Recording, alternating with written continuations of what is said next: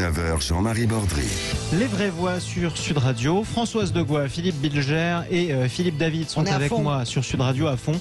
Tous les trois adeptes pacifiques et pacifistes des réseaux sociaux. Malheureusement, ce n'est pas le cas de tout le monde. Insultes en ligne, messages haineux qui se multiplient. C'est inadmissible. Je comprends qu'ils soient tourne-boussolés. J'ai une haine, vous pouvez pas savoir. Et c'est loin d'être la première fois que les réseaux sociaux participent à répandre la haine. Aucune infraction, si l'erreur soit-elle, ne doit plus être laissée sans réponse. Une bonne partie de l'écosystème des réseaux sociaux ressemble chaque jour un peu plus à des gangs rivaux s'agressant dans des quartiers malfamés. Au secours! Papa, le réseau est revenu. Sud Radio, les vraies voix. Le débat est ouvert. L'amour est comme l'oiseau de Twitter.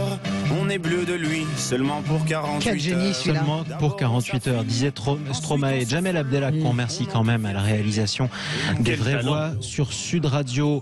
On parlait de sujets légers sur les réseaux sociaux. Il y a aussi des choses absolument insoutenables, des campagnes de harcèlement, des menaces de mort extrêmement ciblées qui font qu'aujourd'hui, 3 victimes du terrorisme, des rescapés notamment des attentats du 13 novembre 2015, assigne Twitter en justice pour forcer les réseaux sociaux à coopérer avec la justice lorsque des campagnes de harcèlement y sont menées. Bonsoir à vous, Antoine V. Bonsoir. Et soyez le bienvenu sur Sud Radio. Vous êtes avocat au barreau de Paris et avocat de ces plaignants. Que demandez-vous à la justice, ou plutôt que demandez-vous à Twitter ? Ce qu'il faut comprendre, c'est le contexte. C'est-à-dire que, comme vous l'avez rappelé, il y a 3 plaignants qui sont des victimes directes ou indirectes du Bataclan, qui publient, qui partagent leurs idées sur Twitter, comme tout le monde, et qui ont fait tous les 3 l'objet soit de propos extrêmement injurieux, soit, et plus gravement, de menaces, parfois de menaces de mort.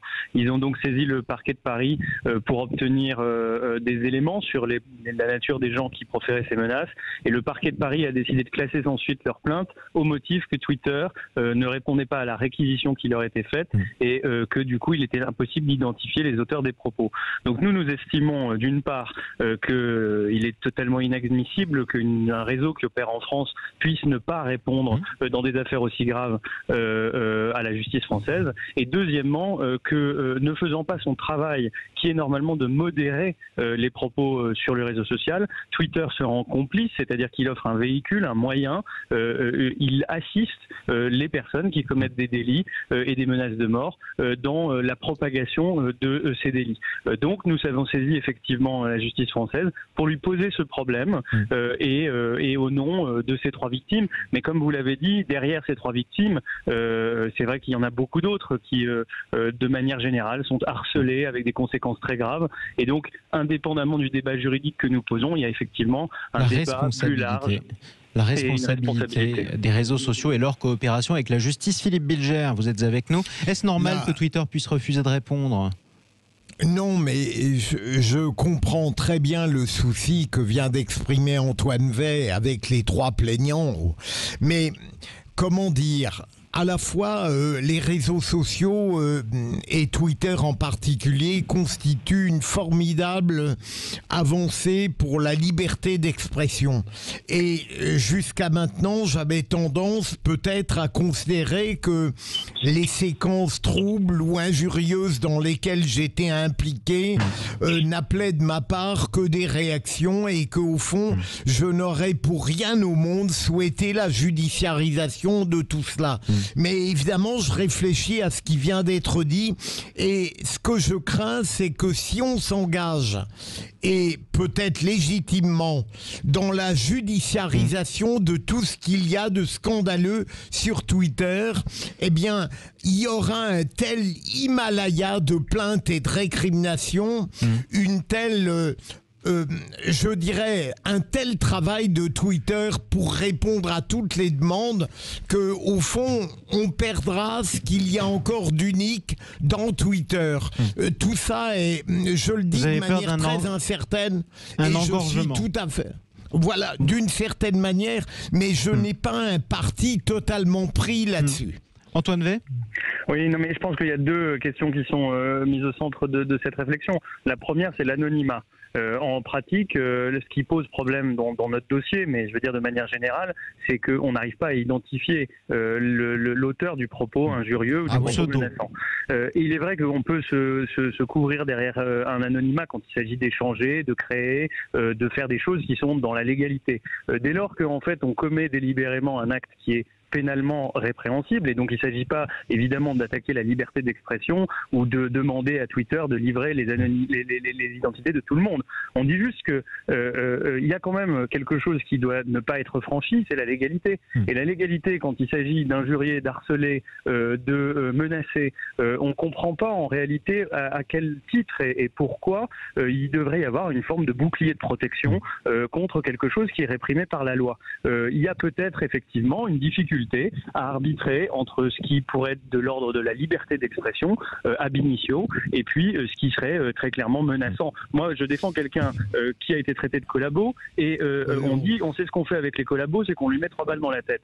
À partir de là, si vous voulez, on n'est plus c'est une certaine dans violence le débat quand même. d'idées. Oui, mais voilà, c'est-à-dire que la beauté de la liberté d'expression sur les réseaux et peut-être la force de quelqu'un comme Philippe Bilger qui est capable de répondre, qui est capable d'avoir de l'indifférence par rapport à ça, n'est pas la même que celui qui a perdu sa fille au Bataclan et qui entend en plus qu'on va lui mettre 3 balles dans la tête. Donc à partir de là, je pense qu'il y a une responsabilité de Twitter dans ses comportements, effectivement. Sans compter que je suis totalement contre l'anonymat, mais bon, je n'ai guère de succès dans ce combat. Françoise Devois. Moi, je me fais traiter à peu près toutes les semaines. Bon, je commence à avoir 60 000 followers, ça fait pas mal. Je me fais traiter tour à tour de sale pute, d'islamo-gauchiste, de sale sioniste. On sait où tu habites, etc. Honnêtement, comment vous dire, j'en ai rien à foutre.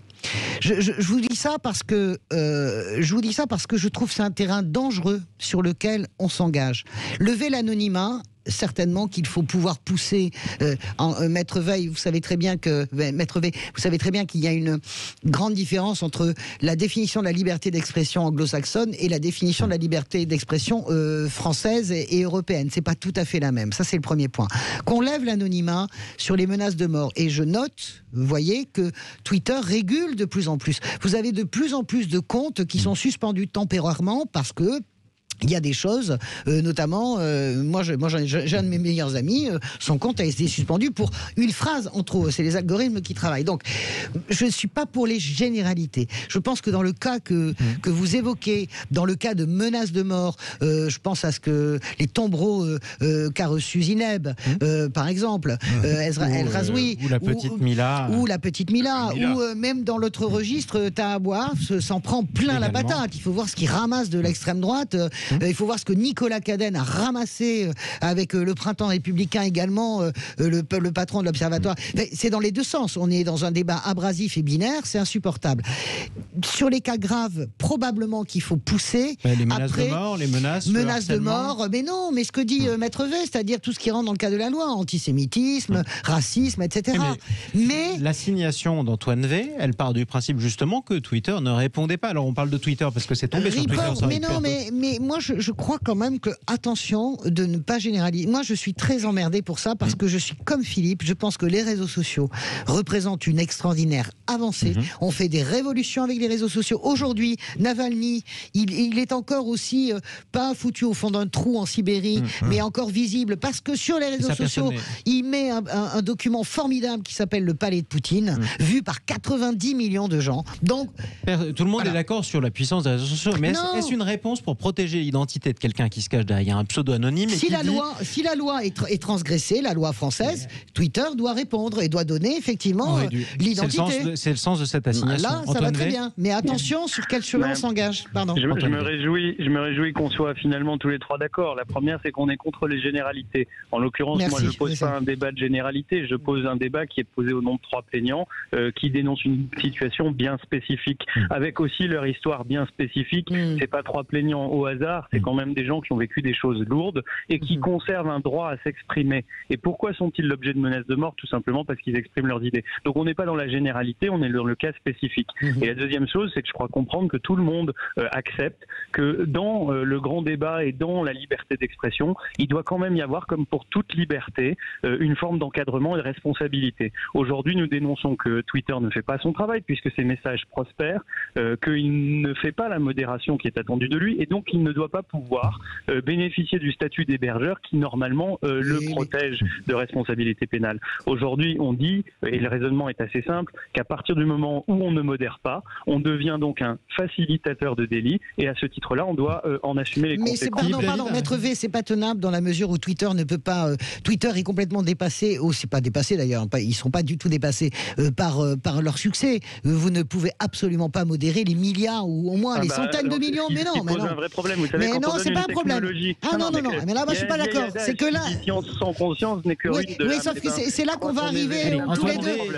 C'est là qu'on sera tous les deux pas d'accord. Ah oui, bien sûr. Antoine V, en un mot. Vous offrez un outil technologique dont vous dites vous-même qu'on n'est pas capable de le contrôler. Non, mais ils le contrôlent très bien, mais la réalité, c'est qu'ils ne veulent pas. La réalité, Maître V, c'est qu'ils ne veulent pas créer de jurisprudence pour arriver à ce à quoi vous voulez venir. J'ai dit Antoine V. C'est les difficultés d'un débat quand il n'est pas régulé. Vous voyez, je comprends tout à fait ce que vous dites, mais il faut constater, soit par intentionnalité, soit par défaut de fonctionnement, que en l'occurrence, les débats et ceux qui ont conduit aux menaces de mort contre mon client, ils n'étaient pas régulés. À partir de là, un outil technologique qui n'est pas régulé, pardonnez-moi, moi aussi je suis comme vous, je suis un chantre des libertés, je suis le premier à vouloir que tout le monde... Vous n'y arriverez pas à leur enlever le statut d'hébergeur. Heureusement que vous n'y arriverez pas, pardon. Françoise de Gaulle, la parole est à Philippe David, qui a été très sage. Moi je voudrais revenir avec Maître V sur une chose qui m'est arrivée le jour de l'anniversaire dramatique d'Oradour-sur-Glane. J'avais rendu hommage sur Twitter en disant qu'il ne fallait jamais oublier. J'ai été honni par quelques débiles, dont un qui m'a cité un nom que je connaissais pas, qui n'était pas un historien, mais qui le présentait comme un historien, en disant qu'Oradour-sur-Glane, c'était pratiquement la résistance qui avait massacré les gens, vous voyez. Je signale le truc à Twitter, et au bout d'une heure, j'ai une réponse de Twitter. Non, il n'y a rien à dire à ce message. Alors là, on était dans le registre de la fake news, si j'ose le dire en anglais, en tout cas, et de la désinformation. Non, là, du révisionnisme, carrément. On est aussi dans le révisionnisme. On n'est pas non plus complètement, alors c'est lamentable, tout le monde le sait, mais on n'est pas non plus complètement dans des menaces directes. Alors attendez, je voudrais aller plus loin. C'est qu'en France, il y a des lois qui sanctionnent le révisionnisme. Ok ? Si vous mettez une paire de seins sur Twitter, vous allez être banni pour 30 jours. Ça, c'est l'autre. Okay, oui, effectivement. Donc, en France, est-ce que ça ne devrait pas être, dès lors que les personnes qui communiquent sont en France, les lois françaises qui s'appliquent et pas les lois américaines? C'est bien ça le problème, c'est que la pas comme ça. Antoine, je voudrais répondre à ça en donnant la deuxième partie du problème. La première, c'est de savoir si Twitter est ou non complice des propos qui sont publiés. La deuxième partie du problème, je pense qu'elle va intéresser tout le monde. C'est de dire que Twitter, par son défaut de réponse aux réquisitions qui lui sont adressées, ne permet pas d'identifier l'auteur d'un propos. Et je donne un exemple très simple, par compassion, peut-être qu'on ne comprend pas notre démarche pour les victimes du Bataclan, mais je vous dis, si vos enfants sont agressés par un profil et que globalement il n'est pas régulé, et qu'il arrive quelque chose de grave, vous allez déposer une plainte pour savoir qui a harcelé vos enfants, qui leur a fait. Et Twitter pourra, et c'est quand même une exception à la loi française, pourra faire prévaloir je ne sais quel statut pour ne pas identifier la personne qui aura peut-être poussé vos enfants au suicide, qui aura peut-être menacé de mort quelqu'un qui vous est proche. Et ça, c'est vrai que c'est un deuxième aspect de notre plainte, de notre citation, c'est que Twitter ne doit pas quand même être un bouclier ou une protection à des comportements qui sont gravissimes et qui arrivent en France et pour des victimes françaises. Donc il y a une question de rapport de force aussi. Qui dit le droit et qui a le monopole de l'usage de la justice? C'est l'État. Si l'État n'est pas capable aujourd'hui, pour des raisons qu'on ne comprend pas, d'imposer qu'à minima, quand un comportement pénal qui a des conséquences graves est commis, on puisse identifier quel est l'auteur et puis après il y aura un procès, il y aura une enquête. Mais aujourd'hui, voilà Twitter qui offre un bouclier à des auteurs de crimes et de délits. Antoine V, vous savez très bien. 0826 300 300 dans un instant. Je vais donner la parole aussi à Philippe Biljam et tout de suite un tour au standard de Sud Radio. Sud Radio, les vraies voix. prenez la parole. Aurélien nous appelle du Havre sur Sud Radio au 0826 300 300. Est-ce qu'il faut forcer les réseaux sociaux à coopérer avec la justice, mon cher Aurélien? Bonsoir à tous. Écoute, oui, moi tout à fait, je suis contre le harcèlement. Donc, ça vous arrive de le subir également ou de le constater sur place quand vous allez sur... Je l'ai déjà subi, donc j'ai déjà subi et faut déposer une plainte directement à la police, mais bon, des fois malheureusement, la plainte est classée sans suite. Donc c'est à peu près ce qui a pu arriver et ce qui est arrivé d'ailleurs aux trois plaignants et aux clients. En fait, si vous voulez, il y a des gens qui sont très malins en informatique. Ils se connectent avec une IP dynamique ou un VPN et puis là, c'est encore plus compliqué. Là, vous avez raison. Alors là, vous soulignez, vous relevez aussi un autre fait, c'est-à-dire des personnes qui sont quasiment impossibles à identifier. Et là, en plus, on parle de quelque chose d'encore plus simple, c'est-à-dire que les trois clients d'Antoine V qui ont été harcelés, menacés et insultés sur Twitter l'ont été par des personnes qui étaient anonymes, mais pas forcément complètement cryptées ou cachées sur Twitter. Et malgré tout, Twitter n'a pas voulu coopérer avec la justice. Philippe Bilger. Moi, là où je rejoins Antoine V, si j'ai bien saisi, c'est que je pense que si on interdisait l'anonymat sur Twitter, beaucoup de nos problèmes seraient réglés. Parce qu'il est évident que l'anonymat permet à certains de s'exprimer d'une manière profondément choquante. Mais au-delà de cela, et peut-être que je rejoins Françoise sur ce plan, il ne faut pas considérer que Twitter est un réseau social sur lequel on peut apposer sans difficulté une analyse juridique. C'est à la fois une formidable avancée pour la liberté et en même temps un cloaque qui permet à certains de ne s'en servir que pour dire le pire sans considération de la moindre finalité intellectuelle. Et donc, je ne sais pas comment faire sinon en supprimant l'anonymat. Et la judiciarisation, si vous arrivez au bout de votre action, Antoine V, risque de donner du travail à Twitter, c'est parfait, mais plus tard d'en donner infiniment, à supposer que, comme le dit Françoise, Twitter puisse opérer la discrimination, la sélection et le contrôle qu'on lui demande. D'ailleurs, ils ne le feront pas. Un effet dissuasif. Il y aura, oui, en plus de ça, quand vous réfléchissez, il y a une majorité de... D'abord, moi, Twitter a déjà répondu à mes demandes, j'ai signalé des comptes et ils les ont supprimés, des comptes révisionnistes, antisémites, parce qu'on était plusieurs à les signaler. Mais quand on est seul. Voilà. Le deuxième point, c'est que je pense qu'on n'arrive pas à faire payer les impôts aux GAFAM. Pourquoi voulez-vous que l'État français, on ne dérangera pas mais je pense que le point de départ d'Antoine V, j'étais d'accord avec lui, mais l'idée générale qui va aboutir à une forme de... Mais il ne gagnera pas. Mais je pense qu'il ne gagnera pas. Mais s'il gagne, qu'on aboutit à une forme de censure, là, je ne suis absolument plus d'accord, car la plupart des abrutis, quand vous vous souvenez, le petit gamin qui avait insulté Judith Van Trop en la menaçant de mort, etc. Il a passé son temps à essayer de l'appeler en disant mais en fait c'était une connerie. Il y a quand même la moitié des réactions épidermiques qui sont le fait quand même de crétins qui regrettent dans la minute. Oui, c'est pas une raison pour menacer les gens de mort malgré tout. Philippe David en un mot. Non, mais je sais que vous ne l'avez pas dit. C'est pas des réseaux organisés. Philippe David en un mot, puis Antoine V pour le mot de la fin. En France, les réseaux sociaux doivent appliquer les lois françaises, point final. Vous êtes donc d'accord avec Antoine V? Mais absolument. Maître Antoine V, Françoise de Goua doute de vos chances de gagner. Pensez-vous que ce soit faisable? Non, je fais un doute. Moi, j'aime beaucoup les défis. Mais la question, vous pariez combien? Antoine V. La question, c'est que on fait évidemment, et c'est le danger des amalgames, on ne fait pas le procès de la liberté d'expression. On ne fait pas le procès de Twitter en ce qu'il est un outil qui permet la liberté d'expression. Nous faisons le procès de Twitter seulement lorsqu'il est le véhicule non contrôlé de propos qui tombent sous le coup de la loi pénale. Et deuxièmement, j'ai entendu l'argument de Philippe Bilger pour l'engorgement des juridictions, mais c'est l'aspect prophylactique de la règle qui va être intéressant.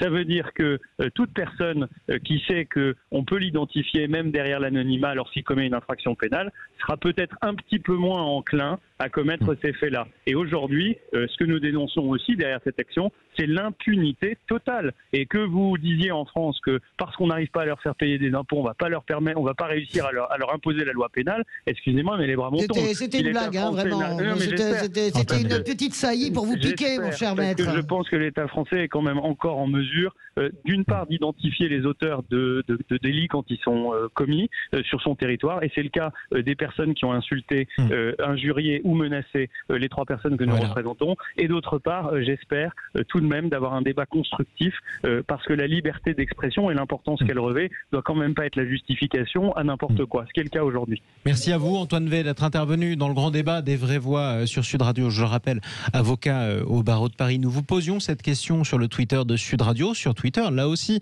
Harcèlement, menaces, insultes, est-ce que les réseaux sociaux doivent coopérer avec la justice? Eh bien, vous répondez avec un grand oui. À 61% d'entre vous, restez avec nous, chers amis, sur les vraies voix, sur Sud Radio. Sud Radio est aussi la radio du rugby. Beaucoup de choses nous manquent depuis plusieurs semaines, depuis même des mois, notamment le fait de rentrer dans un stade. Les Catalans de l'USAP à Perpignan ont trouvé une astuce pour vous permettre quand même de rentrer dans le stade. On voit ça avec Stéphane Rania dans un instant pour le clin d'œil des vraies voix.